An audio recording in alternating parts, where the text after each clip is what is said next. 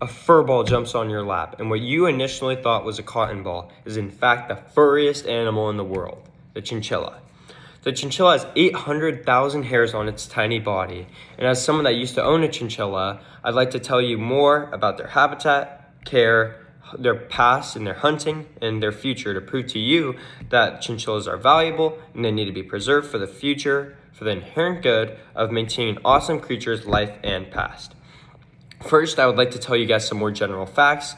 Chinchillas are around 8 to 11 inches in length and come from the rodent backgrounds and connections with the guinea pig family and the capybara family. They have two variants, the short-tailed and the long-tailed chinchillas, who weigh around 1 to 2 pounds and have a lifespan of up to 20 years in captivity. They have a gestation period of 111 days, and their females tend to be around 30% bigger than males.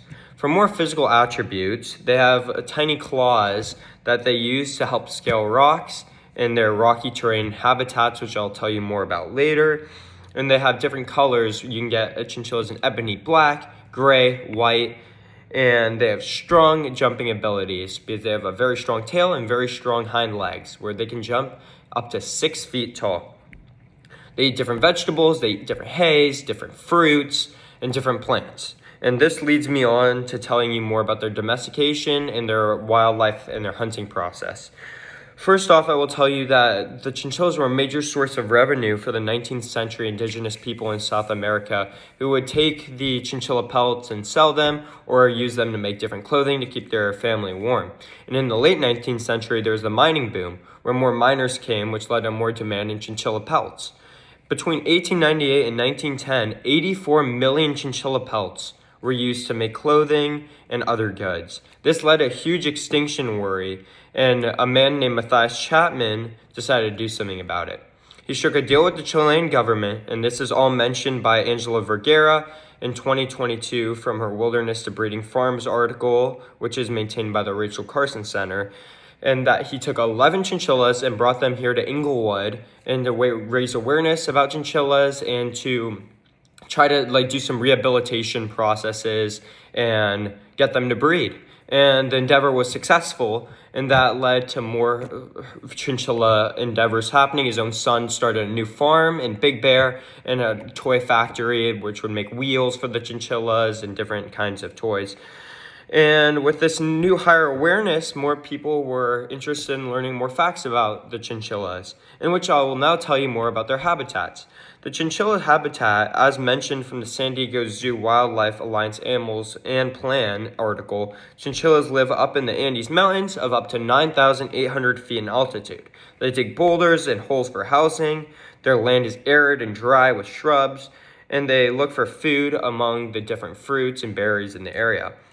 In domestication, chinchillas need cages that have high levels where they can jump on, wooden ledges, different amounts of hay, and more. They must live between a temperature of 50 to 70 degrees and have a humidity of below 50% because their fur traps moisture because of how dense it is.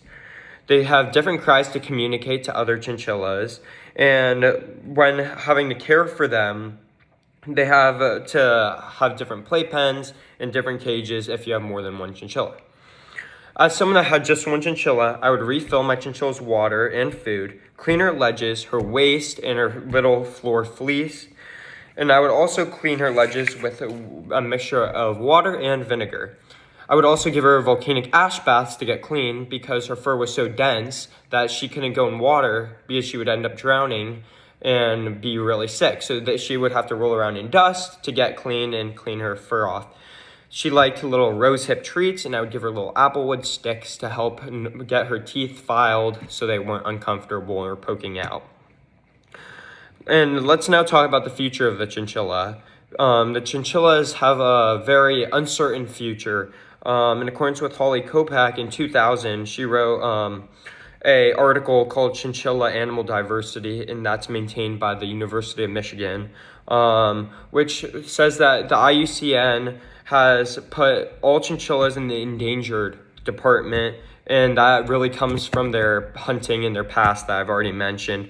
There's been new protection laws in Southern America, but poachers try to get around the laws because they know that chinchilla pelts are so valuable, as even some jackets have sold over $100,000. Some rehabilitation efforts have failed as humans have looked to take and extract some natural resources down in South America. So they face a very uncertain future, which is really sad because they are such an amazing animal. So in conclusion, chinchillas are very valuable and we need to preserve them for the future of their inherent good of maintaining an awesome creature's life and history. We went over the chinchilla's domestication and hunting in their past. We went over their habitats. We talked about their care and their food and their cleaning. And we talked now about their uncertain future. What we talked about today is the lives and the histories of the chinchillas and how they've been directly impacted by humans. We can still help these chinchillas, though, by reducing clear-cutting mountains and stopping some of these extractions from their environments, and making sure that we give domesticated chinchillas the best home by making sure they have different wood, different treats, and making sure they're happy and have plenty of attention. Thank you so much for listening to me, you guys. I really appreciate it.